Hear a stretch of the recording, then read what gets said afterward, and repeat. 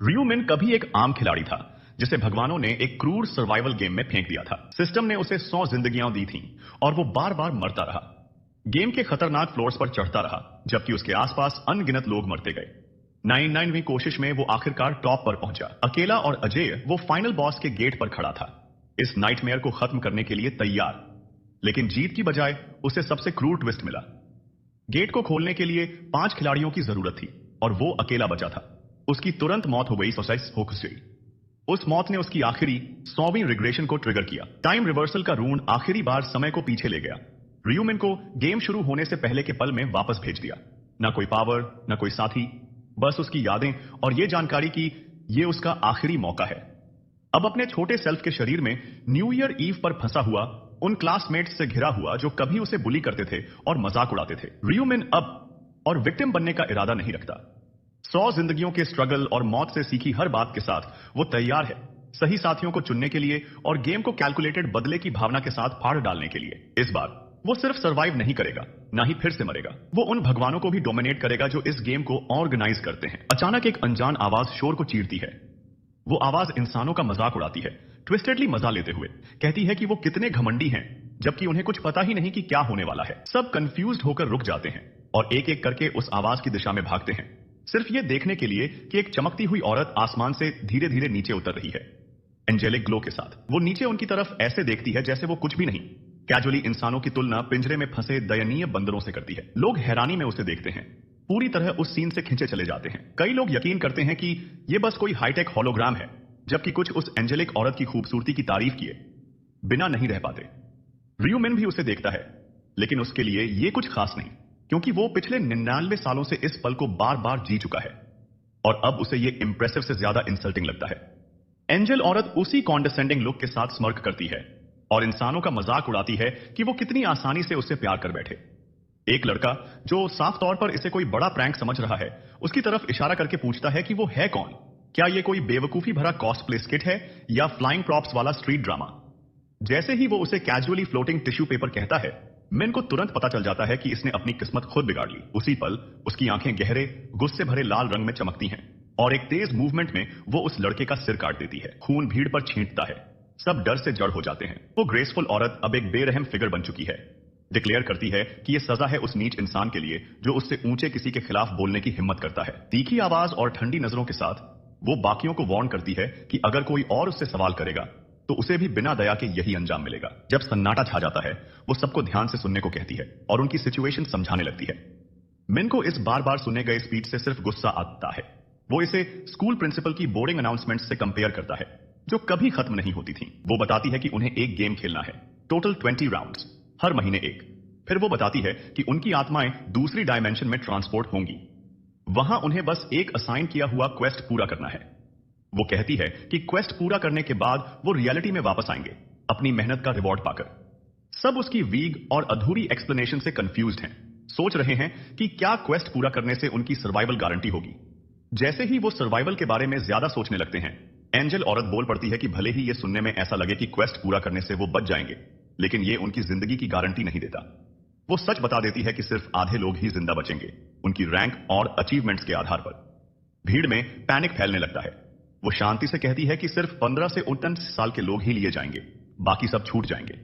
एक बूढ़ा आदमी हंसते हुए चिल्लाता है कि वो बच गया, जिससे यंग मैन का एक गुंडा तुरंत गुस्सा हो जाता है और उसे कॉलर से पकड़कर लड़ाई शुरू कर देता है। यंग मैन जल्दी से अपने आदमी को चुप कराता है, कहता है कि वो सिचुएशन को समझे, वरना उसका दिमाग सचमुच फट जाएगा। इसके बाद एंजल औरत अनाउंस करती है कि 18 मिलियन से ज्यादा लोग इस गेम में पार्टिसिपेट करेंगे और तुरंत टेलीपोर्टेशन प्रोसेस शुरू कर देती है। सबको ऐसी जगह भेजा जाता है जहां वो एक दूसरे को नहीं देख सकते और उन्हें अपनी अवतार बनाने को कहा जाता है। वो वार्न करती है कि जो चुनेंगे उसे ध्यान से चुने, क्योंकि दूसरा मौका नहीं मिलेगा। मिन वही अवतार चुनता है जो उसने पिछले 99 जिंदगियों में चुना था और उसका नाम फिर से ब्लैक साइथ रखता है। चॉइस कंफर्म करने के बाद वो खुद को एक घास वाली जगह पर खड़ा पाता है। ये शरीर वो इतने समय से यूज कर रहा है कि अब ये उसे उसका असली शरीर लगता है। तभी बाकी पार्टिसिपेंट्स भी टेलीपोर्ट होकर आते हैं। कोई खास डरा हुआ नहीं लगता। एक लड़का तो हॉट शॉट बनने की कोशिश करता है, अपने दोस्त से पूछता है कि क्या वो उस जैसा दिखता है। मिन को पता है क्या चल रहा है। सबने खुद को जितना हो सके उतना हैंडसम या क्यूट बनाने की कोशिश की है, लेकिन अगर किसी में जरा भी एक्ल होती तो वो ऐसा नहीं करते। क्योंकि चमकदार लुक्स उन्हें आसान टारगेट बना देंगे, और एक बार मर गए तो हमेशा के लिए गए। जैसे ही मिन सोचता है कि बुली कहां है, यंग मिन एक चमकदार ओवरली मस्कुलर बॉडी में नजर आता है। उसने फिर से फुल ऑन जाकर सबसे जैक्ट बिल्ड बनाया है। सब अपने नए शरीरों के मजे ले रहे हैं। मूड थोड़ा हल्का हो रहा है। तभी एंजल औरत अचमरोसी अचानक से प्रकट होती है। कहती है कि सब अपने अवतार्स के साथ अच्छा टाइम बिता रहे हैं। उसकी मौजूदगी से मूड तुरंत खराब हो जाता है। टेंशन हवा में भर जाती है, क्योंकि सबको डर है कि अब क्या होगा। एक इंसान बोल पड़ता है कि यह ग्रुप लाखों लोगों जैसा तो नहीं दिखता, जिससे एंजल औरत का चेहरा तन जाता है। वो सख्ती से बताती है कि यह सिर्फ एक लोकेशन नहीं है, बाकी लोग अलग अलग ग्रुप्स में दूसरी एंजल्स के साथ हैं। फर्स्ट राउंड शुरू होने से पहले वो उन्हें एक क्विक रन डाउन देती है और कहती है कि अपने दिमाग में स्टेटस विंडो इमेजिन करें। मिन अपनी स्टेटस पैनल लाता है और तुरंत चिढ़ जाता है, क्योंकि उसे फिर से सारे लेवल्स स्क्रैच से ग्राइंड करने होंगे। सब अपनी स्टेटस विंडो देखते हैं और वो बताती है कि अभी वो सब नूब्स हैं, जो किसी भी गेमर को आसानी से पता चल जाता।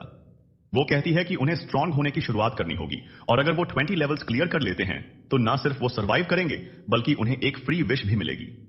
फिर वो उन्हें इन्वेंट्री चेक करने को कहती है, क्योंकि उसने सबके लिए एक छोटा गिफ्ट छोड़ा है।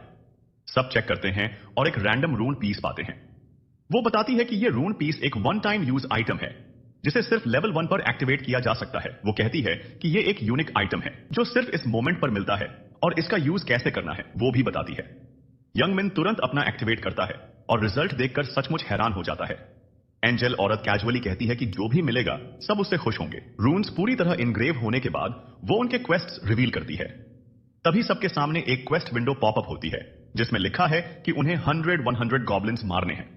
गॉब्लिन्स चारों तरफ दिखने लगते हैं, जिससे इंसानों को हाई अलर्ट पर रहना पड़ता है। ऐसा लगता है जैसे किसी ने वर्चुअल रियलिटी को कमर्शियलाइज कर लिया हो और सबको न्यू गेम के टेस्ट सब्जेक्ट्स बना लिया गया हो। फिर वो 10,000 गॉब्लिन्स की वेव को 5,000 डिफेंसलेस और पूरी तरह अनएक्सपीरियंस्ड इंसानों के खिलाफ रिलीज करती है।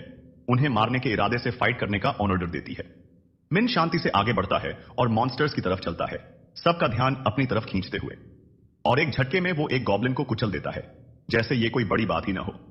मिन जानता है कि फर्स्ट इंप्रेशन हमेशा याद रहता है, और किसी वजह से वो चाहता है कि सब उसे ठीक से याद रखें।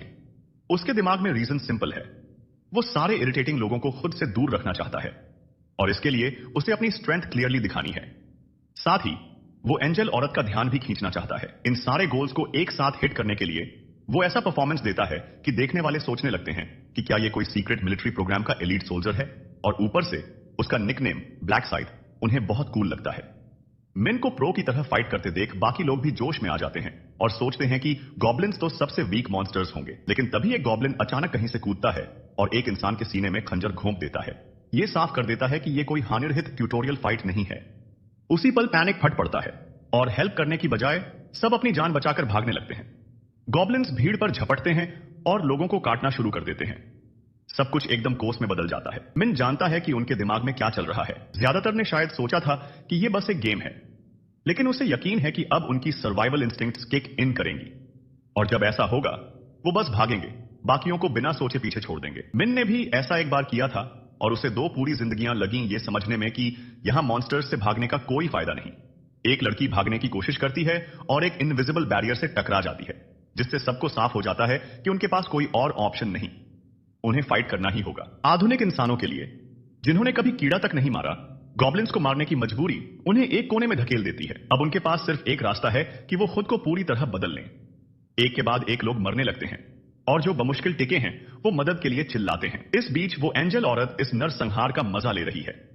उसे पता है कि गॉब्लिन्स भले ही अकेले कमजोर हों, लेकिन झुंड में और हथियारों के साथ वो खतरनाक हो जाते हैं, और जैसा मिन ने उम्मीद की थी वो उसमें थोड़ी इंटरेस्ट दिखाने लगती है। उसे ये फ्रस्ट्रेटिंग लगता है कि वो प्लेयर्स की क्वेस्ट प्रोग्रेस के अलावा उनकी इंफॉर्मेशन नहीं देख सकती, खासकर अपने जैसे हाई कैलिबर के लिए। फिर भी वो ब्लैक साइड को देखना काफी एंटरटेनिंग मानती है। मिन गॉब्लिन्स को आसानी से काटता जाता है जैसे ये बच्चों का खेल हो। अब सिर्फ एक चौथाई टारगेट बाकी है तो वो अपनी स्पीड बढ़ा देता है, बेरहमी से उन्हें मारता है जब तक कि बचे हुए गॉब्लिन्स भागने नहीं लगते।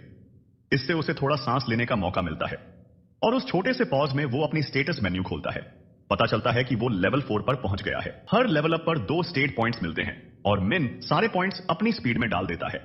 उसे पता है कि इस गेम में स्पीड स्टेट अटैक और मूवमेंट स्पीड दोनों बढ़ाता है। पिछले अनुभवों से उसने सीखा है कि गेम की शुरुआत में स्पीड से ज्यादा जरूरी कोई स्टेट नहीं। एंजल का ध्यान खींचने का शो करने के बाद मिन सोचता है कि अब चीजों को जल्दी खत्म करने का टाइम है। वो अपनी ब्लेड को मोगली के चाबुक की तरह फेंकता है और वो वापस आकर कुछ मॉन्स्टर्स को मार देती है। बचे हुए गॉब्लिन्स ये देखकर कि उनके पास कोई चांस नहीं, रुक जाते हैं। मिन उनके पास जाता है और काम खत्म करता है, सबको मार देता है। आखिरकार उसका क्वेस्ट पूरा हो जाता है। फर्स्ट राउंड को आसानी से पार करने के बाद मिन अपने एक्शंस पर रिफ्लेक्ट करता है। उसे एहसास होता है कि उसने गॉब्लिन्स पर फुल ऑन अटैक सिर्फ एंजल का ध्यान खींचने के लिए नहीं किया, बल्कि प्लेयर और वर्ल्ड मैप दोनों पर क्वेस्ट पूरा करने वाला पहला इंसान बनने के लिए भी। एक गोल्डन क्वेस्ट विंडो उसके सामने पॉपअप होती है जिसमें लिखा है कि उसने क्वेस्ट 10 मिनट 21 सेकंड में पूरा किया, जिससे वो फर्स्ट बन गया। मिन जानता है कि टॉप 3 विनर्स को स्पेशल रिवॉर्ड्स मिलते हैं और फर्स्ट प्लेस आने से उसे एक base tier rare weapon ticket और वर्ल्ड मैप पर नंबर 1 होने के लिए एक यूनिक रिवॉर्ड बॉक्स मिलता है। मिन प्लेयर मैप के फर्स्ट प्लेस रिवॉर्ड्स खोलता है और कई वेपन्स के ऑप्शंस देखता है। उनमें से वो एक स्टिलेटो चुनता है, एक बिगिनर लेवल डैगर, और राउंड खत्म करने में यूज किया बेकार डैगर फेंक देता है। वो वर्ल्ड मैप रिवॉर्ड बाद के लिए सेव करता है और अपनी स्टेटस मेन्यू चेक करता है। नोटिस करता है कि बाकी सब अभी भी उन दयनीय गॉब्लिन्स से जूझ रहे हैं। फिर वो उस टाइटल को देखता है जो उसे मिला, लास्ट टाइम ट्रैवलर, जो उसे पिछले 99 जिंदगियों में कभी नहीं मिला। उत्सुक होकर वो अपने रून को यूज करता है और टाइम रिवर्सल का रून पाता है। जैसे ही वो उसके शरीर पर इनग्रेव होने लगता है, सिस्टम उसे नोटिफाई करता है कि उस पर पहले से रून का इफेक्ट बाकी है, जिससे इनग्रेविंग फेल हो जाती है। ये मिन के लिए हैरानी की बात नहीं। अगर रून सक्सेसफुली इनग्रेव हो जाता तो एक एंडलेस टाइम रिवर्सल ग्लिच बन सकता था जो बहुत पावरफुल होता। सिस्टम उसे बताता है कि 100 रिग्रेशंस की वजह से उसे एक नया टाइटल अनलॉक हुआ है। मिन समझता है कि गेम में टाइटल्स रून्स का अपग्रेडेड फॉर्म है। अपने नए टाइटल की डिटेल्स देखकर उसे पता चलता है कि ये उसे एक बार पूरी तरह रिवाइव करने की एबिलिटी देता है। मिन याद करता है कि रिवाइवल स्किल आमतौर पर प्रीस्ट्स के लिए होती है और वो भी किसी को सिर्फ 30% हेल्थ के साथ रिवाइव कर सकते हैं, लेकिन उसका टाइटल कहीं ज्यादा पावरफुल है, फुल रिकवरी ऑफर करता है। मिन अपने टाइटल की ताकत से हैरान है और तुरंत सिस्टम की हाइड फीचर यूज करके इसे सीक्रेट रखता है। सब चेक करने के बाद वो सोचता है कि क्या कोई और क्वेस्ट पूरा कर चुका है।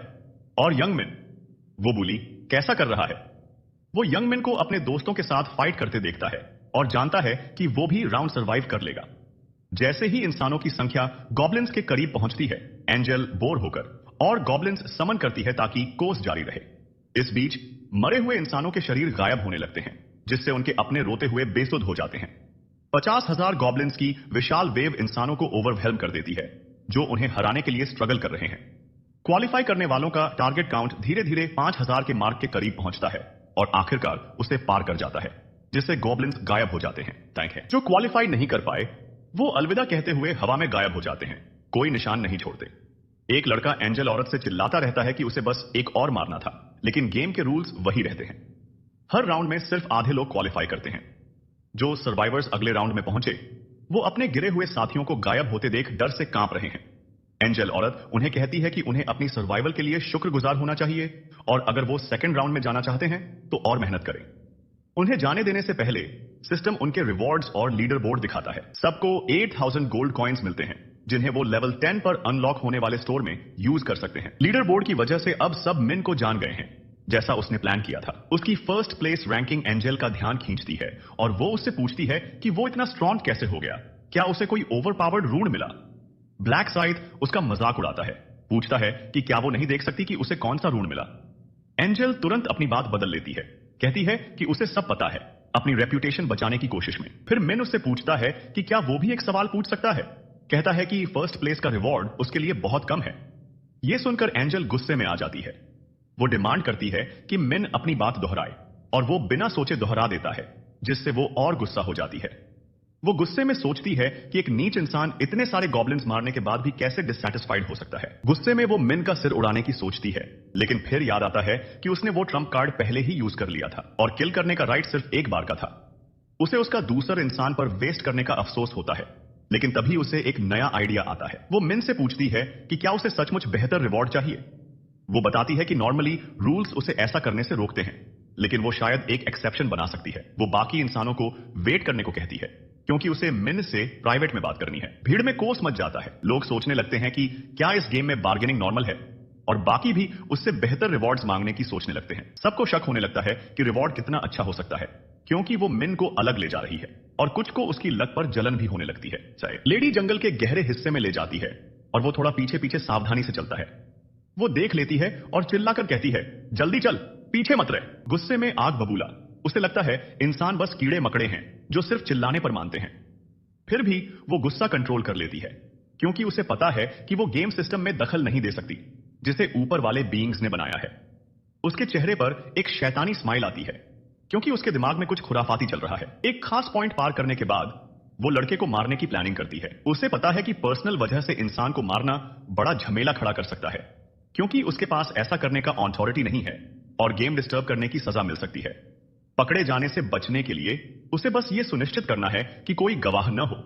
जब वो एक सेफ जगह पहुंचती है, वो पलटती है, लेकिन तभी एक मुक्का उसके चेहरे पर आता है, जिससे वो पूरी तरह चौंक जाती है। मुक्का उसे जमीन पर गिरा देता है और उससे सुनहरा सा लिक्विड बहने लगता है, जिससे वो और भड़क जाती है। गुस्से में आग बबूला वो लड़के को कुचलने की ठान लेती है, लेकिन वो गायब हो जाता है। मिन चुपके से उसके पीछे आता है और उसे पकड़ लेता है। एक हाथ से उसकी विंग्स पकड़ता है, दूसरे से उसका गला दबाता है। वो चिल्लाती है कि रुक जा, लेकिन मिन टस से मस नहीं होता। वो एक एक करके उसकी विंग्स उखाड़ देता है ताकि वो भाग न सके और ताने मारता है, दर्द हो रहा है ना? एंजल गुस्से और कंफ्यूजन में पूछती है कि क्या वो पागल हो गया है। मिन स्माइल करते हुए कहता है कि उसे पता था कि वो अपनी विंग्स में छुरा छुपाई थी और उसे मारने वाली थी। वो इनकार करती है, लेकिन मिन उसे बेले कहकर पुकारता है और कहता है, झूठ बोलने से कुछ नहीं होगा। बेले घबरा जाती है, सोचती है कि एक इंसान को उसका नाम कैसे पता। मिन उसका हथियार निकालता है, जिससे वो पूरी तरह डर जाती है। जिंदगी बचाने की कोशिश में बेले धमकी देती है कि वो अपनी सुपर पावर से उसका सिर उड़ा देगी, लेकिन मिन तुरंत कहता है कि वो अपना किलिंग मूव पहले ही यूज कर चुकी है। बेले अब पूरी तरह पैनिक में है, बहाने बनाने लगती है, डील ऑफर करती है और धमकाती है कि उसके दोस्त उसे जिंदा नहीं छोड़ेंगे। मिन उसकी बात को काटता है, कहता है कि उसके तथाकथित एंजल दोस्त इतने सेल्फ ऑब्सेस्ड हैं कि वो उसकी लाश के पास भी नहीं आएंगे। वो कहती है कि उसे मारने से कुछ फायदा नहीं, क्योंकि बिना एंजल के वो लोग घर नहीं लौट पाएंगे। मिन जवाब देता है कि सिस्टम ऑटोमेटिकली प्लेयर्स को रिवॉर्ड्स अनाउंस होने पर वापस भेज देता है और इसके लिए उसकी जरूरत नहीं। वो बार बार माफी मांगती है, इंफॉर्मेशन देने की बात करती है, लेकिन मिन को यकीन नहीं। वो कहता है कि उसे गेम के बारे में सब पता है और बेले जैसे एंजल्स सिर्फ प्लेयर्स को गाइड करने वाले प्यादे हैं। बिना रहम दिखाए वो अपनी तलवार से उसे खत्म कर देता है। सिस्टम उसे नोटिफाई करता है कि वो पहला इंसान है जिसने एंजल को मारा और उसे फर्स्ट एंजल स्लेयर का टाइटल मिलता है, साथ में एंजल ब्लड और रून ऑन ऑफ स्लॉटर। ये उसका पहला मौका नहीं, वो पहले भी ऐसा कर चुका है। रून उसके शरीर में उकेर जाता है और टाइटल उसकी स्टैट्स को होली ऑनर्डर के दुश्मनों के खिलाफ डबल कर देता है। पिछले रिग्रेशंस में उसे 13वें राउंड में इन रिवॉर्ड्स का पता चला था, जो सिर्फ एक इंसान के लिए डिजाइन किए गए हैं। रून हर दुश्मन मारने पर उसकी स्टैट्स 1% बढ़ाता है 100% तक, लेकिन अगले राउंड में रीसेट हो जाता है। एंजल ब्लड, जो उसका असली मकसद था, उसे ग्रिम रीपर प्रोफेशन चुनने देता है। प्रोफेशंस लेवल 10 पर अनलॉक होते हैं। 30 तरह के होते हैं, कुछ यूनिक और बाकियों से कहीं बेहतर। मिन वर्ल्ड मैप का रिवॉर्ड चेक करता है और अगले राउंड के लिए एक्सपीरियंस बूस्ट चुनता है, क्योंकि उसे पता है कि लेवल 10 तक पहुंचना जरूरी है। यह उसका आखिरी रिग्रेशन है, तो उसे हर चीज का इस्तेमाल करके सबसे स्ट्रांग बनना है। राउंड खत्म होता है और सारी जिंदा आत्माएं अपनी दुनिया में वापस आती हैं। लोग धरती पर जागते हैं, कंफ्यूज, सोचते हैं कि यह सब सपना था। उन्हें पता चलता है कि दूसरी दुनिया में जाते वक्त उनके शरीर गिर गए थे और वक्त दोनों जगह बराबर बीता, जो उन्हें परेशान करता है। उनके सिर भारी हैं, हाथ पैर दर्द करते हैं। मिन और उसके दोस्त देखते हैं कि कुछ लोग अभी भी नहीं जागे। चेक करने पर पता चलता है कि उनके शरीर ठंडे हैं, सांस नहीं ले रहे, वो सचमुच मर चुके हैं। तब सबको सच्चाई का एहसास होता है। आधे लोग बचने की बात कोई मजाक नहीं थी और जो नहीं बचे वो हमेशा के लिए चले गए। पैनिक जंगल की आग की तरह फैलता है और यहां तक कि गुंडे टाइप के जवान लड़के भी डर से कांपने लगते हैं, दिल से हिल गए हैं। वो गंदा आदमी, जिसे दुनिया का कचरा कहें, उसे सचमुच खुशी होती है कि अब अमीर गरीब सब इस नई दुनिया में बराबर हैं। तो वो उस लड़के को, जो पैनिक अटैक में सीबाइटी में चिल करने को बोलता है, यार थोड़ा जी ले। वो आगे कहता है कि दुनिया तो हमेशा से नाइंसाफ रही है और अपने कूल वाइब से उस डरे हुए लड़के को हकीकत में वापस लाता है। बाल्डी यंग मैन को बताता है कि भले उसकी लाइफ की वैल्यू कम हो, फिर भी उसके कुछ सपने हैं जो वो पूरे करना चाहता है। लेकिन वो पागल सा लड़का उसकी बात को नजरअंदाज करता है और किसी को ढूंढने लगता है जो उसे मिल नहीं रहा। वो सोचता है कि मिन, जो नॉकआउट हो गया था, शायद कहीं गटर में मर गया होगा और वो चुपके से हंसता है कि ऐसा कमजोर लड़का बिना किसी के नोटिस के चला गया। तभी उसका ध्यान एक बंदे पर जाता है जो कवच पहने हुए है और बस हवा में ताक रहा है। वो नशेड़ी जल्दी समझ जाता है कि वो भी सिस्टम में अपनी स्टैट्स चेक कर सकता है और उसके गुंडे भी हैरान हो जाते हैं जब वो खुद इसे चेक करते हैं। गैंग को थोड़ा टाइम लगता है यह समझने में कि वो भी अपनी स्टेटस स्क्रीन खोल सकते हैं और रियल लाइफ में मिलने वाली चीजें देख सकते हैं, हालांकि कोई दूसरों की स्क्रीन नहीं देख सकता। यॉन्ग मैन इसे टेस्ट करने के लिए एक पत्थर उठाता है और उसे एक हाथ से आसानी से चूर चूर कर देता है। अपनी इस नई ताकत को देखकर वो सांप जैसी आंखों वाला लड़का बेवकूफों की तरह हंसता है। अगले दिन इस इवेंट की खबर जंगल की आग की तरह फैलती है और जल्दी ही सबको पता चल जाता है कि एक रहस्यमयी औरत आसमान से यूएफओ की तरह उतरी थी, जिसके बाद ढेर सारे लोग बेहोश हो गए। अफवाहें उड़ रही हैं कि उसके पास सिर फोड़ने या लोगों को कोमा में भेजने की ताकत है। मिन अपने फोन पर एक्सपर्ट्स को इस सिचुएशन को समझने की कोशिश करते देखता है। उसे लगता है कि जब लोगों को पता चलेगा कि आधे बेहोश प्लेयर्स जल्द ही हार्ट अटैक से मर जाएंगे, जिसमें कुछ फेमस सेलेब्स भी हैं, तो पूरा बवाल मच जाएगा। लेकिन उसे असली गेम तब शुरू होने का पता है जब पुलिस को पता चलेगा कि बचे हुए लोग स्पेशल पावर वाले प्लेयर्स बन गए हैं। शुरू में तो उनके कम स्टैट्स कोई दिक्कत नहीं होंगे, लेकिन बाद में वो इतने ताकतवर हो जाएंगे कि मिलिट्री भी उन्हें कंट्रोल नहीं कर पाएगी। यहीं पर मिन प्लान करता है कि वो उन्हें रोक देगा, इससे पहले कि वो अपनी ताकत के नशे में धरती को तबाह कर दें, वो भी फाइनल राउंड शुरू होने से पहले। उसने तय कर लिया है कि वो अपनी जबरदस्त ताकत से सबको हरा देगा, लेकिन इस बार उसे समझदारी से खेलना होगा और टॉप 4 प्लेयर्स को अपनी साइड करना होगा अगर वो फाइनल राउंड में सरवाइव करना चाहता है। हालांकि उससे पहले एक और जरूरी काम है जिसे उसे निपटाना है। अपने अपार्टमेंट में मिन किचन में जाता है और उसे बुरा लगता है कि उसका छोटा भाई हमेशा की तरह बस एक कप रेमन खाकर डिनर कर रहा है। मिन चुपके से दरवाजा खोलता है और अंदर झांकता है, ध्यान से, कि उसका छोटा भाई जुआन न जाग जाए। उसे राहत मिलती है कि जुआन अब शांति से सो सकता है, भले ही उसका बड़ा भाई आसपास न हो। आखिरकार अपनी लंबी हाइट के बावजूद वो पतला दुबला 7वीं क्लास का स्टूडेंट है जो अपने भाई के साथ अकेला रहता है क्योंकि उनके माता पिता की कार क्रैश में मौत हो गई थी। अपनी चोटिल हाथ पर बंधी पट्टी को दबाते हुए मिन के दिल में पछतावे और दर्द की लहर उठती है। बिना वक्त गंवाए वो लाइट ऑन करता है और अपने छोटे भाई को बोलता है कि वो अभी निकल रहे हैं। जुआन नींद में बड़बड़ाता है कि इतनी सुबह क्यों उठा रहा है, लेकिन मिन कंबल खींच लेता है और उसे ऑर्डर देता है कि अपनी आलसी गांकड़ उठाकर कपड़े बदल, क्योंकि कुछ जरूरी काम है जिसे वो रास्ते में समझाएगा। छोटा भाई बड़बड़ाता है कि अगर ये मिन का कोई रैंडम मॉर्निंग वॉक है तो वो बिल्कुल इंटरेस्टेड नहीं है, लेकिन मिन अचानक अपनी आवाज को सीरियस करता है और बोलता है कि कुछ बड़ा होने वाला है तो अभी सोने का टाइम नहीं है। उसका छोटा भाई भौहें चढ़ाता है और पूछता है कि क्या न्यू ईयर सेलिब्रेशन में जहां मिन गया था कुछ हुआ। मिन बोलता है कि सब कुछ रास्ते में समझाएगा। जब दोनों भाई एक सुनसान गली में जा रहे होते हैं, जुआन सोचता है कि आखिर क्या बात है जो उसके बड़े भाई को इतना टेंशन में डाल रही है। तभी मिन उसे बोलता है कि न्यूज चेक कर, क्योंकि जब वो सो रहा था तब ढेर सारा ड्रामा हो गया। जुआन का मुंह खुला रह जाता है जब वो लूनी ट्यून्स स्टाइल की हेडलाइंस देखता है कि किसी फरिश्ते ने ढेर सारे जवान लोगों को दूसरी दुनिया में किडनैप कर लिया, और मिन आखिरकार बताता है कि वो उन बदनसीब लोगों में से एक था और पहला मिशन क्लियर करके किसी तरह जिंदा वापस आया। उसका छोटा भाई तुरंत पैनिक करने लगता है और पूछता है कि वो सचमुच ठीक है ना, खासकर क्योंकि उनके माता पिता के क्रैश के बाद मिन ही उसका इस दुनिया में इकलौता परिवार उस वक्त दिखे। उसे याद आता है कि उस वक्त वो कितना टूट गया था, लेकिन किसी तरह उसका बड़ा भाई हमेशा मजबूत रहा और ऐसा लगता था जैसे उनके माता पिता अभी भी उनके साथ हैं। लेकिन हर किसी की एक लिमिट होती है और शायद उसका भाई भी इतना ट्रॉमेटिक एक्सपीरियंस जैसे अचानक 100 मॉन्स्टर्स को मारना न झेल पाए। मिन को पहले से ही पता है कि उसका छोटा भाई क्या सोच रहा है और वो शांति से उसे भरोसा दिलाता है कि स्टैट सिस्टम प्लेयर्स को और ताकतवर बनाता है, तो उस जैसे स्पैगेटी जैसे पतले लड़के को भी कुछ नहीं होगा। जब जुआन को अभी भी यकीन नहीं होता, मिन बोलता है कि सारी फिक्र तब खत्म हो जाएगी जब वो उसे फाइट करते देखेगा और अभी के लिए बस उसका भरोसा करे और साथ चले। लेकिन जुआन अपनी बाहें क्रॉस करके खड़ा हो जाता है और 1 इंच भी हिलने से मना कर देता है जब तक कि मिन वो राज न खोले जो वो छुपा रहा है।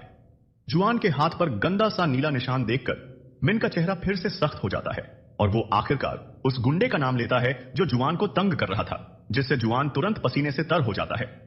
मिन से अपने बुली का नाम सुनकर जुआन हैरान हो जाता है कि उसे पहले से सब पता था। वो अपने भाई की तरफ मुड़ता है और पूछता है कि क्या उसे सचमुच शुरू से सब कुछ पता था। गिल्ट उसे ट्रक की तरह हिट करता है क्योंकि उसने इतनी कोशिश की थी कि वो ये बात छुपाए, नहीं चाहता था कि मिन को और प्रॉब्लम्स का सामना करना पड़े जब वो पहले से ही इतना कुछ झेल रहा है। लेकिन अंदर ही अंदर मिन को अपने छोटे भाई से माफी मांगने की जरूरत महसूस होती है क्योंकि उसने कभी जुआन के दर्द को सचमुच नोटिस नहीं किया। अपनी पहली लाइफ में मिन को सबसे खराब तरीके से पता चला था। वो उस दिन नैप ले रहा था जब जुआन ने कैजुअली कहा कि वो टहलने जा रहा है। कुछ देर बाद मिन ने गुस्से में एक कॉल उठाया। कुछ सीरियस की उम्मीद नहीं थी, लेकिन दूसरी तरफ वाली औरत ने उसे क्रूर तरीके से हकीकत का सामना करवाया जब उसने बताया कि उसे हॉस्पिटल आना है। पता चला कि जुआन को उस रात उसके बुली ने इतना मारा कि उसकी आंखों की रोशनी पूरी तरह चली गई। उस पल में मिन को ऐसा लगा जैसे वो एक कमजोर इंसान है और अपनी बेबसी का वजन उसे ट्रक की तरह हिट किया। इसीलिए इस लाइफ में वो ये सुनिश्चित करना चाहता है कि उसका छोटा भाई कभी उस दर्द से न गुजरे। उसी वक्त एक टूटी फूटी गली में ट्यू एक नर्ड को दीवार से टकराता है और उसे याद दिलाता है कि उसे 20,000 वॉन लेकर आना था। वो चिल्लाने लगता है जब वो नर्ड वहां एनपीसी की तरह पड़ा रहता है। वो मोटा सुअर उसे बार बार लात मारता है और उसके अपने गुंडे भी हैरान हो जाते हैं कि वो कितना हंस रहा हो रहा है। जब बाकी लोग उसकी बेरहम हरकतों से ठिठक जाते हैं, ट्यू शिकायत करने लगता है कि उसकी इतनी मोटी गांखड़ के लिए बाइक लेने के लिए नर्ड का पैसा चाहिए। वो अपने एक लफंगे की तरफ मुड़ता है और पूछता है कि और किससे पैसे निचोड़े जा सकते हैं। वो सोचने लगते हैं। तभी माथे वाला लड़का बोलता है कि उस लंबे पतले कर्ली बालों वाले को फोन करो। जुआन का पंचेबल चेहरा सोचते ही ट्यू हंसने लगता है और कैजुअली बताता है कि उसका न्यू ईयर का प्लान था कि उस लड़के को पीट कर साल की शुरुआत करे। जब उसके गुंडे जुआन से पैसे लेने का आइडिया देते हैं, ट्यू तुरंत याद दिलाता है कि वो लड़का तो बस एक बेघर भिखारी है और हर बार जब उसने उसे पीटा, उस झोपड़पट्टी वाले के पास एक पैसा भी नहीं था। जैसे ही ट्यू जुआन के भाई का जिक्र करता है, उसकी नजर दो लोगों पर पड़ती है और उसे मजा आता है जब वो देखता है कि उसका फेवरेट पंचिंग बैग और उसका बड़ा भाई वहां है। ये देखकर वो बास्केटबॉल जैसे मोटा गुंडा और उसका लफंगा चौड़ी मुस्कान बिखेरते हैं। वो मजाक करता है कि आमतौर पर नाम लेने पर शैतान आता है, लेकिन उसे तो गिफ्ट मिल गया। तुरंत बाद ट्यू पूरा पागल हो जाता है और जुआन को गाली देता है, जिससे वो डर जाता है और कांपते हुए माफी मांगने लगता है।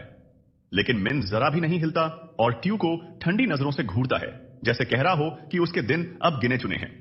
ट्यू बस स्मर्क करता है, सोचता है कि जुआन ने उसे एक नया पंचिंग बैग तोहफे में दे दिया और फिर पूछता है कि ये अपने दयनीय सेल्फ को बचाने के लिए किसे लाया है। जुआन कुछ बोल पाए उससे पहले उसका बड़ा भाई आगे बढ़ता है और अपना परिचय देता है, जिससे ट्यू की मुस्कान और चौड़ी हो जाती है। वो जुआन को बोलता है कि इस बार उसने सचमुच गड़बड़ कर दी और अब उसके भाई को टांके लगने वाले हैं। लेकिन फिर ट्यू एक सेकंड रुकता है और अपने लड़कों को पहले भेजने का फैसला करता है ताकि देख सके कि ये लड़का कितना दम रखता है। पहला वाला हंसते हुए लगभग अपनी जान गंवा देता है जब वो देखता है कि हमारा हीरो कितना छोटा है, लेकिन हमारा लड़का उसका जवाब एक जोरदार मुक्के से देता है, सीधा उसके भद्दे मुंह पर, और वो जोरदार धड़ाम से जमीन पर गिरता है। ये मूव बजट जस्टिन बीबर को इतना चौंकाता है कि वो पूरी ताकत से मुक्का मारता है हवा में तेजी से, लेकिन हमारा हीरो आसानी से साइड स्टेप करके बच जाता है। वो उसे इतना जोर से मारता है कि वो बेचारा दूर पड़े बॉक्सेस के ढेर में उड़ जाता है, मम्मी के लिए चिल्लाता हुआ। उसी वक्त बाल्डी और ट्यू का आखिरी गुंडा एक एक हिट से जमीन पर लुढ़क जाता है, दर्द से कांपते हुए। ये सब देखकर मोटा लड़का कांपने लगता है और मुश्किल से खुद को संभालता है, ये सोचकर कि जुआन का भाई शायद कहीं बॉक्सिंग सीख आया होगा। नॉनचलेंट दिखने की कोशिश में ट्यू तंज कसता है कि एक स्पेगेटी जैसे लड़के के मुक्के उसे चोट नहीं पहुंचा सकते। फिर वो पूरी कॉन्फिडेंस के साथ जोजो विलन की तरह चलता हुआ हमारे हीरो के ऊपर छा जाता है। वो घमंड से बोलता है कि उन एमेच्योर बॉक्सिंग लेसन्स में शायद ये नहीं बताया कि फाइट में हाइट का अंतर कितना क्रूर हो सकता है। लेकिन मिन उस ओवरसाइज्ड कटिंग बोर्ड पर हंसता है और पूछता है कि क्या ये न्यूज भी देखता है। मिन को उस सिचुएशन में मुस्कुराते देख ट्यू गुस्से में आ जाता है और मुक्का मारता है उसे सबक सिखाने के लिए। लेकिन हमारा लड़का आसानी से उस जैब को चकमा दे देता है और उस मोटे बुलडॉग को इधर उधर ठोकरें खाने पर मजबूर कर देता है, हर चकमा को स्टाइलिश मूव में बदलते हुए। ट्यू का दिल जोर जोर से धड़कने लगता है और वो इतना हिलता डुलता है कि उसे लगभग हार्ट अटैक हो जाता है, ये सोचकर कि उसका एक भी पंच क्यों नहीं लग रहा। बिग स्मोक के गुस्से से तंग आकर मिन शो खत्म करता है और उसे एक जोरदार पंच मारकर बेहोश कर देता है। फिर सीधे बोलता है कि अगर वो न्यूज देखता तो हिम्मत न करता। जब मोटा लड़का होश में रहने की कोशिश करता है, वो फिर से मिन पर हमला करता है, लेकिन फिर से उसकी पिटाई हो जाती है। इस बार मिन एक स्मूथ मूव करता है और नारुतो की तरह गायब होकर मोटे लड़के के पीछे प्रकट होता है और सीधा उसके डबल चिन पर एक साफ जैब मारता है। दर्द से अपना मुंह पकड़ते हुए मोटा लड़का मिन को गालियां देने लगता है, जब तक कि उसे पता नहीं चलता कि उस पंच से उसका एक दांत गायब हो गया। ये देखकर वो और भड़क जाता है, जैसे कोई मोटा फोर्टनाइट किड गेम हारने पर भड़कता है, और वो बेतहाशा कोशिश करता है मिन को ढेर करने की। हमेशा की तरह मिन जरा भी रहम नहीं करता और उस तरबूज जैसे सिर पर इतने पंच बरसाता है कि ट्यू किसी भी सेकंड गिर सकता है। उसके बेकार लफंगे दूर से देखते हैं, इतने डरे हुए कि सांस भी ठीक से नहीं ले पा रहे, लगभग पैंट गीली करने की हालत में। इस बीच वो बजट बुली गुस्से में आ जाता है और खुद को यकीन दिलाता है कि जुआन का भाई सिर्फ इसलिए जीत रहा है क्योंकि वो पहले मार रहा है, ये सोचकर कि अगर वो एक भी चिकना पंच मार दे तो ये टूथपिक जैसा लड़का उड़ जाएगा। इसके साथ वो अपना बेस्ट वन पंच मैन मूव करता है और पूरी ताकत से मिन को एक हिट में ढेर करने की कोशिश करता है, लेकिन मिन शांति से उसकी ताकत का इस्तेमाल उसके खिलाफ करता है और उस ह्यूमन फुटबॉल को सीधा गोल में उड़ा देता है। जब मोटा लड़का ओवरसाइज्ड कैटरपिलर की तरह जमीन पर रेंगता है, हमारा बड़ा भाई उसके ऊपर खड़ा होता है और कैजुअली पूछता है कि कैसा लग रहा है उस दर्द को महसूस करना जो वो हमेशा दूसरों को देता था। जुआन को हर पिछले जन्म में पीटे और टूटे हुए देखने की पछतावे की यादें मिन के दिमाग में चक्कर काटती हैं, लेकिन ट्यू अचानक अपना रवैया बदल लेता है और रहम की भीख मांगने लगता है, वैसे ही कांपते हुए जैसे वो बच्चे जिन्हें उसने तंग किया था। फिर भी मिन शांति से और करीब आता है और उसका हाथ पकड़ने के लिए बढ़ता है, जबकि मोटा लड़का अपनी आंखें बंद करके सबसे बुरे की तैयारी करता है। कुछ सस्पेंस भरे पलों के बाद हमारा हीरो चौड़ी मुस्कान बिखेरता है और उसे सीधे बोलता है कि उसकी सबसे बड़ी गलती पैदा होना नहीं थी, बल्कि जुआन को तंग करना था। इसके तुरंत बाद ट्यू को अपने कानों में तेज आवाज सुनाई देती है। फिर उसे एहसास होता है कि यह उसके अपने हाथ की हड्डी टूटने की आवाज है, जो अब ब्रोकली जैसी दिख रही है। मिन रुकता भी नहीं और दूसरा हाथ भी पकड़ लेता है। हड्डी टूटने की तेज आवाज इतनी क्रूर होती है कि गैंग के लफंगे डरकर भाग जाते हैं। डरपोक जुआन जल्दी से नजर हटा लेता है, जबकि उसका भाई ट्यू को यह सबक सिखाता है कि अगर उसने फिर से किसी को तंग करने की सोची इशेमा मर्समा के इश तो क्या होगा। वो उस भीख मांगने वाले बुली को चौड़ी मुस्कान देता है, यह जताने के लिए कि वो उसे भरोसेमंद नहीं मानता, और यह सुनिश्चित करता है कि ट्यू फिर कभी किसी मासूम बच्चे पर अपने गंदे हाथ न उठाए, कुछ ऐसे तरीकों से जो यूट्यूब पर कभी अलाउड नहीं होंगे। बाद में जुआन अपने भाई से पूछता है कि वो अचानक इतने जबरदस्त मूव्स कैसे कर रहा है और सोचता है कि क्या उसने सालों तक चुपके से ट्रेनिंग की है। मिन फिर समझाता है कि न्यूज में आ चुका है कि कुछ लोग प्लेयर्स चुने गए हैं जो दूसरी दुनिया की ताकत को धरती पर भी यूज कर सकते हैं। वो कैजुअली जुआन को अपनी एक डैगर दिखाता है, जिसे देखकर उसका भाई तुरंत फैन बॉय बन जाता है, जैसे वो कोई legendary counter strike knife skin हो। मिन ये भी बताता है कि फाइट में उसके क्रेजी मूव्स उसकी बूस्टेड स्पीड स्टैट की वजह से हैं, जो उसे वर्ल्ड क्लास एथलीट्स से भी ऊपर ले जाती है। लेकिन वो जल्दी बात बंद कर देता है, क्योंकि जुआन ज्यादा क्यूरियस होकर सवाल पूछने लगता है। मिन बस कंधे उचकाता है। उसे याद है कि पिछली बार जब उसने ज्यादा शेयर किया था तो जुआन को एक दूसरे प्लेयर ने किडनैप कर लिया था, और भले ही वो सही सलामत बच गया, मिन का इरादा उसे फिर से किसी दर्द से गुजरने देने का नहीं है। अचानक जुआन के पेट से जोरदार घुर्राहट आती है और मिन तुरंत उसे कन्वीनियंस स्टोर ले जाने की ऑफर करता है, एक खास ब्रेकफास्ट के लिए, इस शांत और नॉन वायलेंट दिन को सेलिब्रेट करने के लिए। स्टोर में जुआन सबसे दुखी सवाल पूछता है, जब वो इधर उधर देखकर उदास होकर पूछता है कि उसका भाई कहां जा रहा है, जब रेमन का कप तो सामने ही है। मिन उसे थोड़ा रुकने को बोलता है और अपनी ज्यादातर लाइफ सेविंग्स एक बार में निकाल लेता है, जुआन को भरोसा दिलाते हुए कि चिंता न करे। फिर वो कैजुअली अपने छोटे भाई को बोलता है कि वो महंगे फूड आयल से कुछ भी चुन सकता है। जुआन एक सेकंड हिचकता है, सोचता है कि न्यू ईयर से पहले पैसे खत्म हो जाएंगे, लेकिन फिर तुरंत एक बॉक्स चिकन नगेट्स ले लेता है। उसका चेहरा चमक उठता है। वो बोलता है कि उसने हमेशा इन्हें ट्राई करना चाहा था। उसकी वो कीमती मुस्कान देखकर मिन इतना खुश होता है कि वो वादा करता है कि अगली बार उसे रेस्टोरेंट ले जाएगा ताकि सके। जुआन को $5 के बजट नगेट्स पर इतना खुश देखकर मिन सोचता है कि जुआन को बस थोड़ा और टाइम रुकना है, जब तक वो ढेर सारा पैसा नहीं कमा लेता। इसके बाद मिन देखता है कि जुआन खुशी से फट रहा है, जैसे उसका लाइफ मिशन पूरा हो गया हो। लेकिन तभी उसे अचानक कुछ जरूरी याद आता है। बड़ा भाई वापस आता है, टेबल पर पेन पटकता है और जुआन को चौंकाते हुए ऐलान करता है कि उसने अपनी ज्यादातर लाइफ सेविंग्स लॉटरी टिकट्स खरीदने में उड़ा दी। जुआन के चेहरे से पसीने की बूंदें टपकने लगती हैं। वो घबराते हुए पूछता है कि उसने कितना खर्च किया, और मिन कैजुअली बताता है कि उसने पूरा अकाउंट खाली कर दिया, जिससे जुआन को full on and panic attack आ जाता है। मिन एक सेकंड नहीं गनवाता और तेजी से लिखने लगता है, और जुआन पास से देखते हुए कुछ अजीब नोटिस करता है और पूछता है कि उसने 20 टिकट्स पर एक ही नंबर क्यों लिखा। चेहरे पर चीकी स्माइल लिए हमारा हीरो गर्व से बोलता है कि यह उसका लकी नंबर है। अपने अपार्टमेंट में जुआन हर सेकंड डरते हुए बैठा है। जब वो लॉटरी अनाउंसर्स को धीरे धीरे विनिंग नंबर्स बताते देखता है, वो अपने नाखून चबाने लगता है। सोचता है कि इतने पैसे उड़ाने के बजाय वो शानदार डिनर कर सकते थे। लेकिन उसकी फिक्र जल्दी खत्म होने लगती है जब अनाउंसर्स लकी नंबर्स बोलते हैं। वो स्क्रीन पर देखता है, पूरी तरह से सन्न, जब उसे पता चलता है कि वो मिन के लिखे नंबर्स से परफेक्टली मैच कर रहे हैं। अनाउंसर तो ये भी बोलता है कि वो नंबर 1 विनर है। ऐसा लगता है जैसे वो किसी पागल सपने में फंस गया हो। जुआन की आंखें नम हो जाती हैं और वो अपने भाई से गाल पिंच करने को बोलता है, बस ये चेक करने के लिए कि ये सच है। हमारा बड़ा भाई उसे चिढ़ाता है कि वो बेबी की तरह पैनिक करना बंद करे, और चौड़ी मुस्कान बिखेरते हुए बोलता है कि सब रियल है और अब वो लोग इतने अमीर हैं कि यकीन नहीं होगा। मिन कैजुअली जुआन को थोड़ा शांत होने को बोलता है, नहीं तो पड़ोसी डिस्टर्ब हो जाएंगे। और चुपके से हंसता है, याद करते हुए कि कैसे वो पहली बार लकी नंबर्स गेस करने पर छोटी बच्ची की तरह चिल्लाया था। लेकिन अब जब सब कुछ हो रहा है और प्लेयर्स की वजह से इकोनॉमी तबाह हो रही है, ढेर सारा पैसा कमाना तो बिल्कुल आसान लगता है। इसके बाद हमारा हीरो बेफिक्रे अंदाज में बैंक में जाता है और क्लर्क को कैजुअली बोलता है कि वो टॉप विनर है और अपना प्राइज क्लेम करना चाहता है। क्लर्क उसे बधाई देता है, लेकिन चुपके से सोचता है कि फर्स्ट प्लेस विनर तो किसी रेगुलर स्टूडेंट जैसा दिखता है। वो मिन से पूछता है कि उसने टिकट्स कहां से खरीदे। जैसे ही उसे ब्रांच नंबर पता चलता है, वो घबराने लगता है, क्योंकि उसे याद आता है कि एक आदमी ने बताया था कि 100 से ज्यादा विनिंग टिकट्स एक ही स्टोर से आए थे। क्लर्क को तुरंत समझ आता है कि ये सिर्फ एक आदमी ने खरीदे होंगे। उसे वो आदमी का कहना भी याद आता है कि अगर टॉप विनर आए तो तुरंत डायरेक्टर को कॉल करो। तो वो विनम्रता से मिन को थोड़ा इंतजार करने को बोलता है। थोड़ी देर में डायरेक्टर खुद आ जाता है।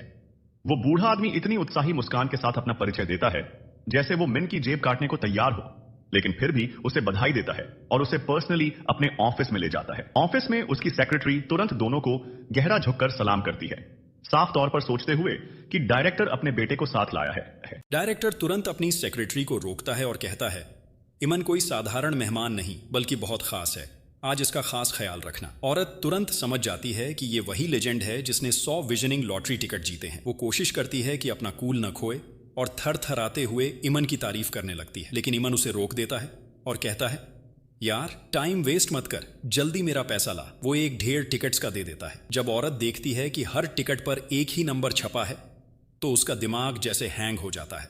सारे टिकट चेक करने के बाद जब वो कंफर्म करती है कि सब असली हैं, इमन सीधे पूछता है, टोटल कितना बनता है? पता चलता है कि टैक्स में 1/3 कटने के बाद भी उसे 15 बिलियन वॉन मिलते हैं। वो अपने लिए एक छोटा सा स्टूडियो अपार्टमेंट खरीद लेता है और बाकी समय ट्रेडिंग शुरू करता है, क्योंकि उसे पक्का पता है कि बिटकॉइन अब आसमान छूने वाला है।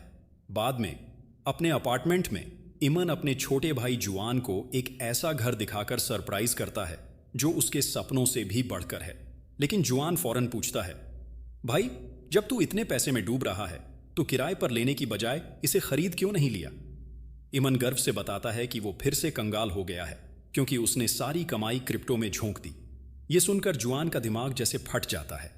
बड़ा भाई उसका कंधा थपथपाता है और कहता है, चिंता मत कर, मुझे पता है मैं क्या कर रहा हूं।